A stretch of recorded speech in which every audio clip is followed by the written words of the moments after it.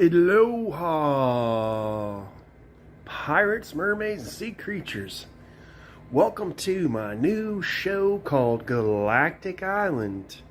That's right, that's a spinoff of my other show that I did for almost 9 years, called Podcast Island on sparrowradio.com from the Rum Bullets pirate ship. I'm so glad you could make it today, and let's get started, alright?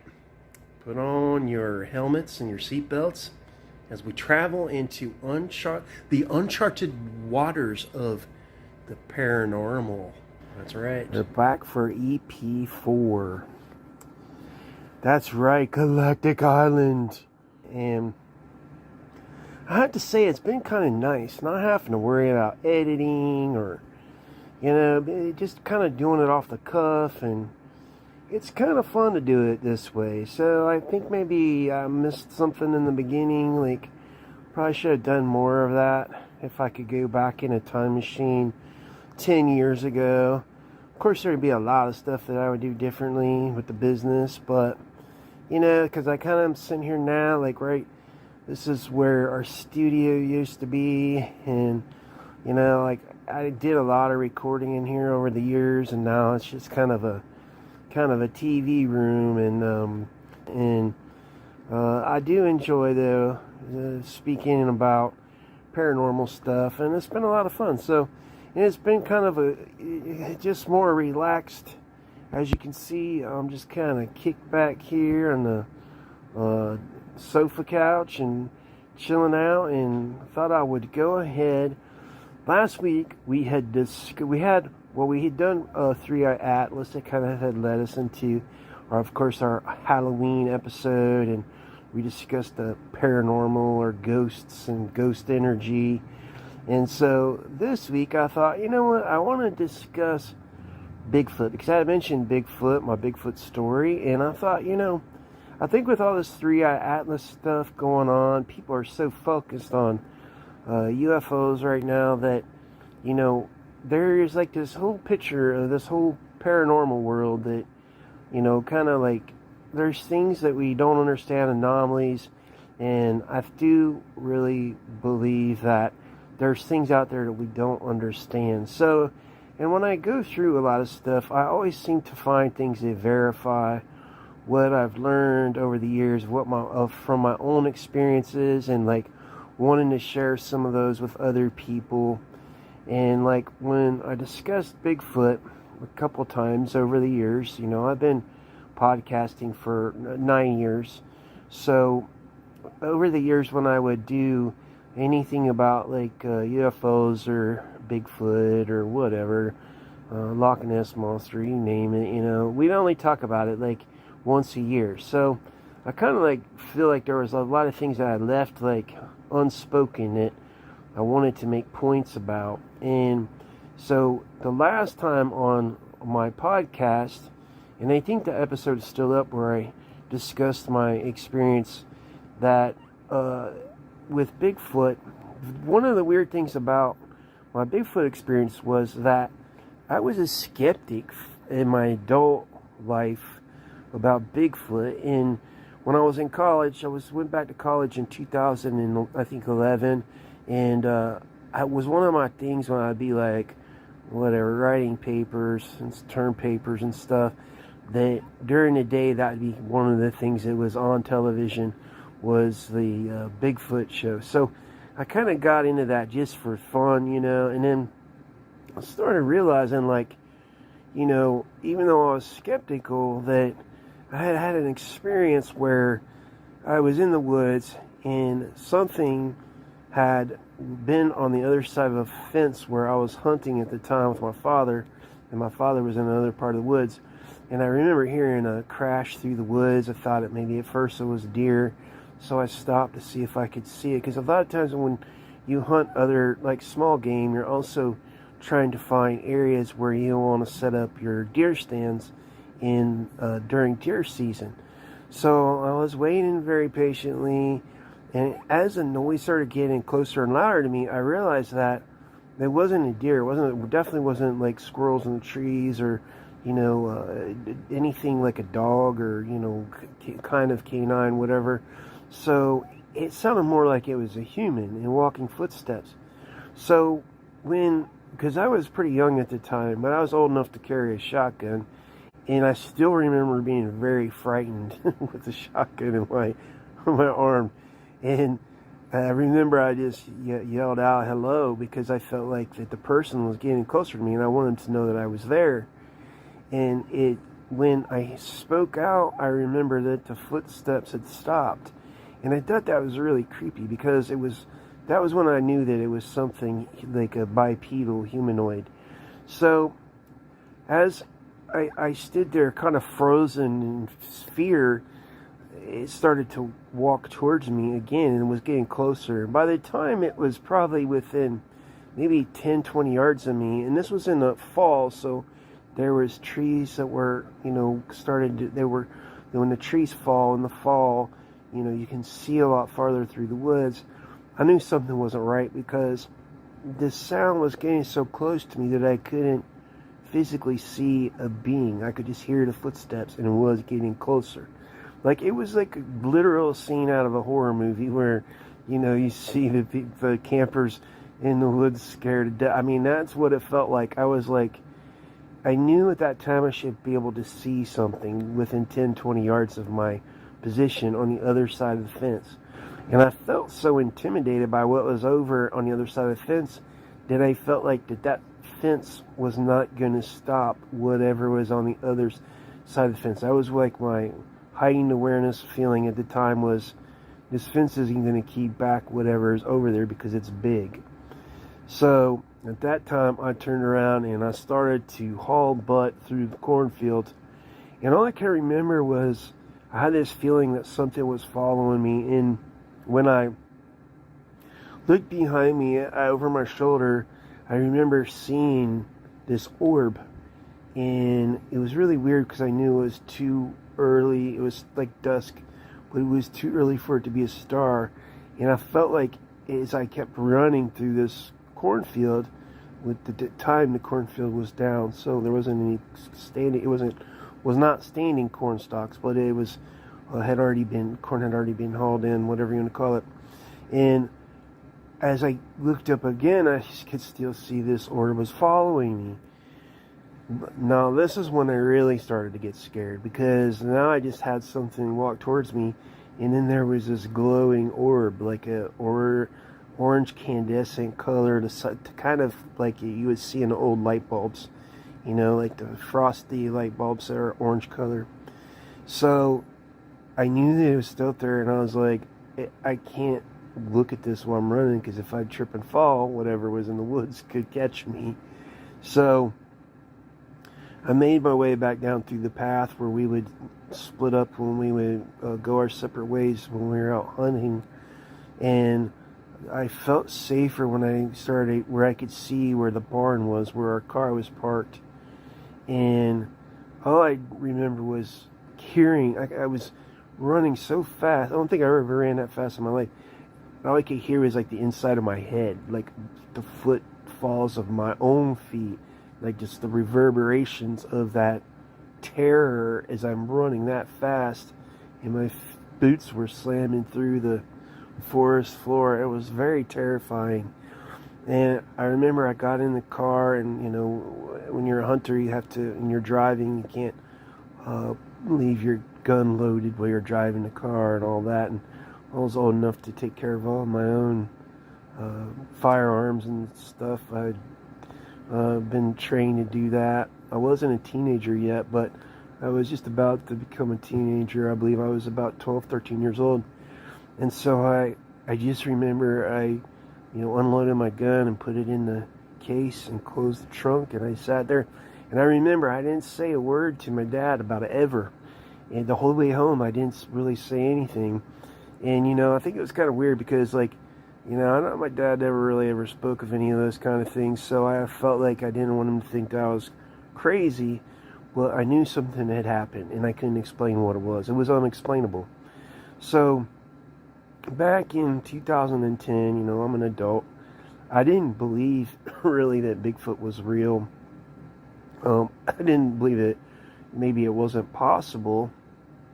I just believed that it just seemed unlikely. Like, like where was, a skeleton or, a cadaver of one of these things if Bigfoot or Yetis were real. We got a lot of footprints and some video and stuff. And, in my age group, the X generation, everybody remembers the Patterson-Gimlin film. So I thought that, it's kind of maybe possible. Who knows? Anything's possible. But I kind of just wrote it off as not being like something on my paranormal like list of things to like research. So as I started watching the Bigfoot show more, I started hearing these stories of people. They were recounting their Bigfoot tales that had experienced seeing like Bigfoot disappear, for lack of better explanations, just vanish, like trans-dimensional or cloaking device, camouflage, whatever you want to call it. So I thought that was really weird because in the area where I grew up, it's very well known for being Bigfoot territory. And I didn't know this till, like a decade ago, 15 years ago. So as I started thinking more about it, I'm like, that's kind of like what happened to me. And then on top of that, people would say when they would have these encounters at night sometimes, that they would see these orbs, which is really weird now because the Boogosphere has been found and it's said to be alien technology, which is very bizarre because some people say that where you see Bigfoot sometimes you will see alien technology. So when I started putting all that together, I'm like, man, that's kind of like what happened to me when I was a kid, because I've told that story many times to people, and I don't know if they believe me or not, but I would only really tell it to people that I knew personally, that I was friends with, because Bigfoot is definitely a story that most people will laugh at you or make fun of you for saying that it's real. So I think that it's really important that we study this. I watched a lot of Jeff Meldrum's. He's a paleontologist who studies the footprints and stuff. So there's people legitimately that are educated people that are researching it and that probably do believe that there is the possibility of a Northern American ape. And obviously some of the scientists that teach evolution say that we evolved from apes. I don't know if I believe that, because it's hard with evolution, because you look at chimpanzees and where they, if you go out into the jungles and stuff, you don't see half apes, half humans. So I don't know that I really subscribe to that, but I would subscribe if our genetics were mixed with some kind of Neanderthal man that could still possibly be walking around out there in the wilderness, in the deep wilderness. And one of the things that bothers me about the whole subject is a lot of times skeptics will chime in and, call people out on the Bigfoot stories, but they've never even set foot in a big national forest before.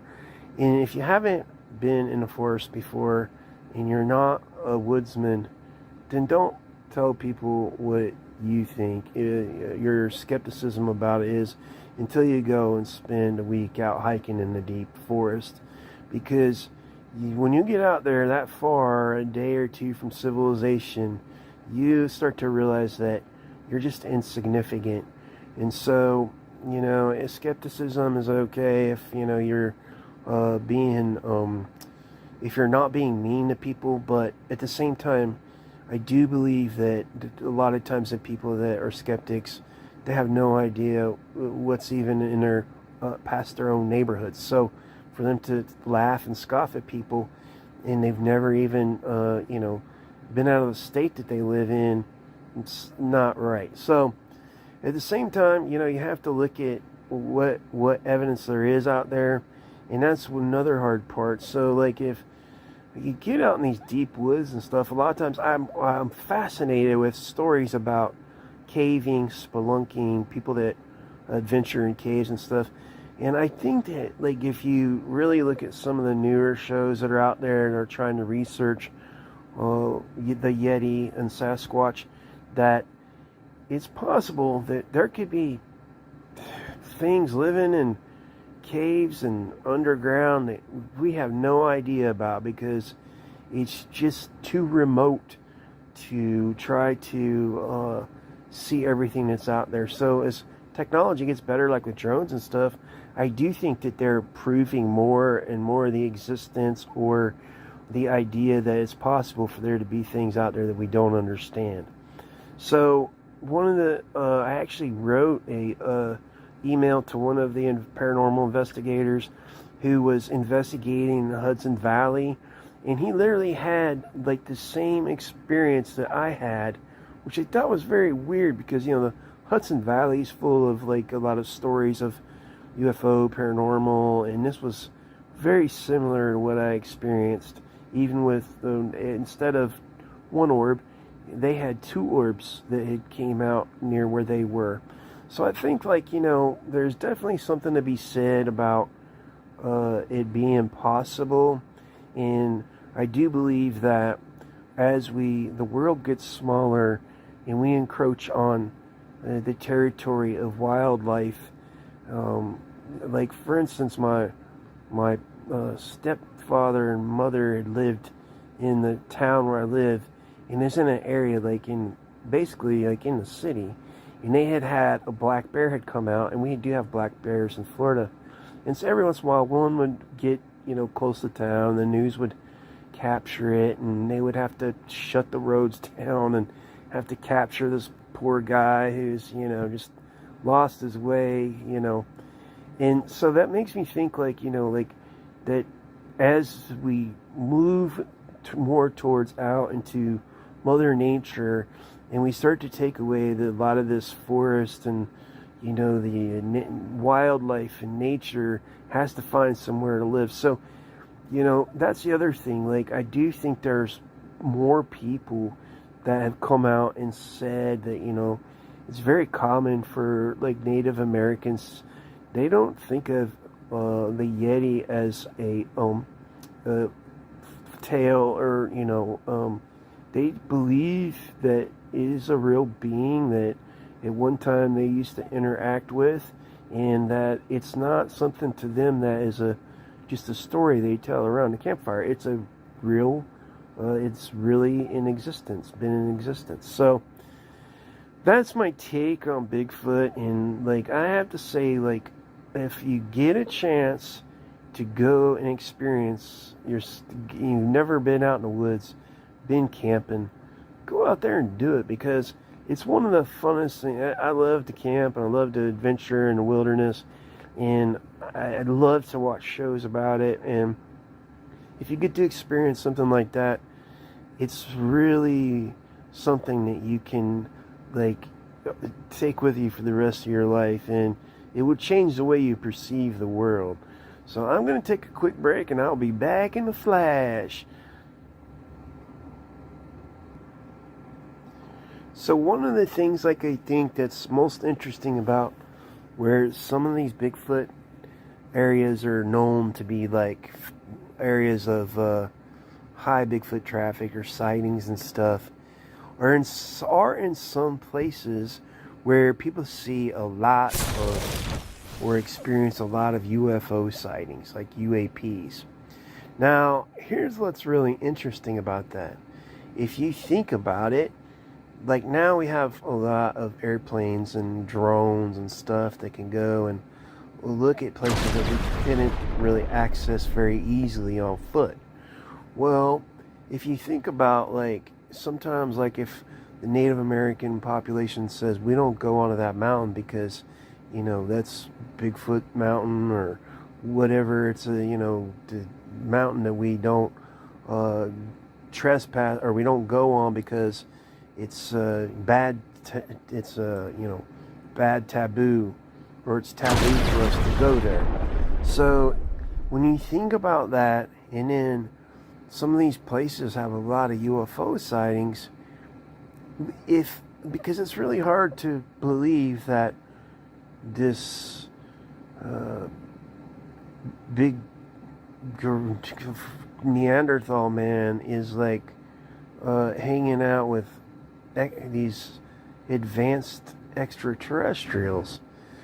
But what if they are like on some kind of like patrolling, like, or guarding these areas to keep people from walking into something that the extraterrestrials don't want humans to be able to access? So I thought about that a lot over the years because, you know, if you're a hunter and you happen to walk upon something maybe you shouldn't be around, you know, the easiest way to keep people away would be to scare them to death. So that makes a lot of sense when you look at these remote areas and, you know, there are things out there that do want to eat you, like, you know, bears and, you know, maybe a bobcat or who knows what. So when you have to, like, fear for your life because there's nobody coming to rescue you, it would be beneficial for intelligent species to have, you know, like the whole scenario with Han Solo and Chewbacca. He was kind of like his muscle. And so it makes sense if you think about it on that level. It might not gel for some people that are skeptical about it, but there are a lot of areas, these areas where there are both things being experienced. So I basically may have had that kind of experience, even though I didn't see any kind of Sasquatch creature, or I didn't see an outline of it. All I did was heard it. So it's hard for me to say that, but I know what I experienced. I knew enough about being in the woods and hunting. What I was hearing was not an animal. I knew how to look for deer sign and watch for animals and know what different kinds of birds were. And, you know, that's what I grew up. My father was a hunter and fisherman, so he passed that on to me. So I know that it wasn't something that was what people would stick around to try to figure out. It was that if it scared me that bad, then there might have been something there that maybe they didn't want me around it. So very odd, very strange story. I'll never forget it as long as I live. I'm glad I got to retell it on through my show, because it was something over the years I kind of had to keep secret, because until I moved out of home, because I didn't want my parents to think I was crazy. And, you know, at the time, now looking back on it, and when I go back and see things from that area and stories and people that go out there and look for, you know, the hairy man out there. So what's really weird about that is that, you know, if things had been different back when I was that age, or if it had been technology was like it was now, I would be able to get online and see maybe that other people were experiencing stuff in that same area, and I wouldn't have had to basically not tell that story till I was an adult. So I hope that people, that's one of the good things about being able to do a vlog and stuff, is being able to discuss things now that people maybe couldn't have discussed before. And you shouldn't have to live like with that kind of like weird anomalous thing that you can't wrap your mind around. It really makes it difficult when you're trying to figure out what's real and not real in the world, because there are things that can happen that don't make sense. So that's why I wanted to discuss Bigfoot this week, and I hope you enjoyed it. I'm going to introduce my next video, my song. This is off my Hail to the Thief album. If you'd like to go by my Bandcamp page, I would really appreciate it. It's Web Captain Drew. I have 14 albums. I produced them. It's all been produced by Rum Bullets Media, and I'm very proud of what we put together here as I sit here in the studio and enjoy the last days as we pack everything up, and I'm able to share this with you from the comfort of the couch. Well, I hit the button and shut it off, but I will say goodbye. I always have to sign off with Web Captain Drewz. Goodbye! And make sure to go by roambullets.com, sparrowradio.com, and go check out Goddesses of the Sea. Liz is always whipping up some good recipes over on her blog. And say hello to Ellie from Celebrity Adjacent. She also has a show called Hold My Beer. And we have to also promote our store. If you'd like to really help us out and wear a t-shirt that says Realm Bullets on it, we'd really appreciate it. And if you post it on social media, we'll probably share it on the website. So thanks a lot for all your support. We're signing off. Many mahalos to you and your crew. Goodbye.